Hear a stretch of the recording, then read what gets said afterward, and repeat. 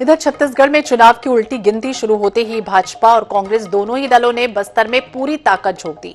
मुख्यमंत्री भूपेश बघेल जहां नामांकन रैलियों के माध्यम से बस्तर में प्रचार अभियान को गति दे रहे हैं, वहीं गृह मंत्री अमित शाह भी बस्तर में दमखम दिखाते नजर आए।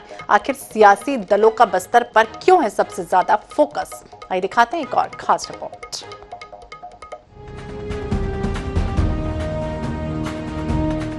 छत्तीसगढ़ की सत्ता का रास्ता बस्तर से होकर गुजरता है। इस बात को सियासी दल भी भली भांति जानते हैं।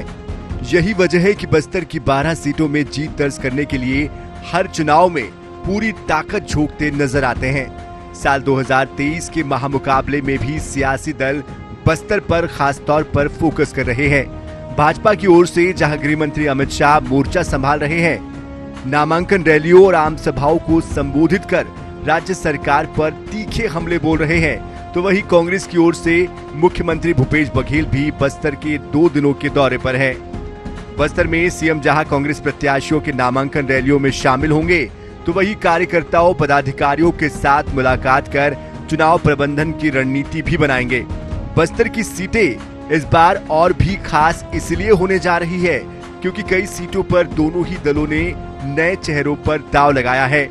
शिशुपाल सोरी, अनूप नाग से लेकर रेखचंद जैन की टिकट कांग्रेस ने काट दी है। वही दिग्गजों के खिलाफ भाजपा ने भी नए चेहरों को मैदान में उतारा है। ऐसे में बस्तर का रण भी बेहद दिलचस्प होने जा रहा है। बस्तर रवाना होने से पहले मुख्यमंत्री भूपेश बघेल ने वहां जीत का भरोसा तो जताया ही है, अमित शाह पर तीखे हमले भी किए हैं।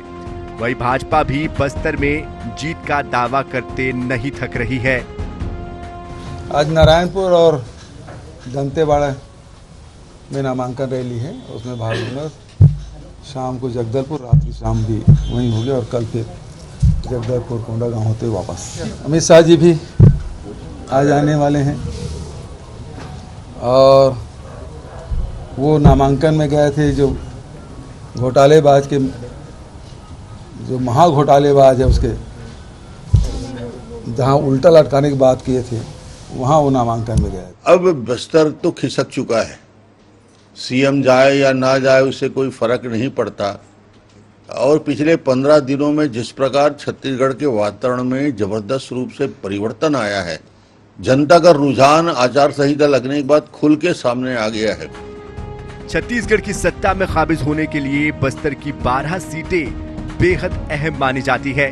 पिछले 2 चुनावों से कांग्रेस के विधायकों की संख्या बस्तर में अधिक रही है, लेकिन इस बार भाजपा भी पूरी ताकत झोंक रही है।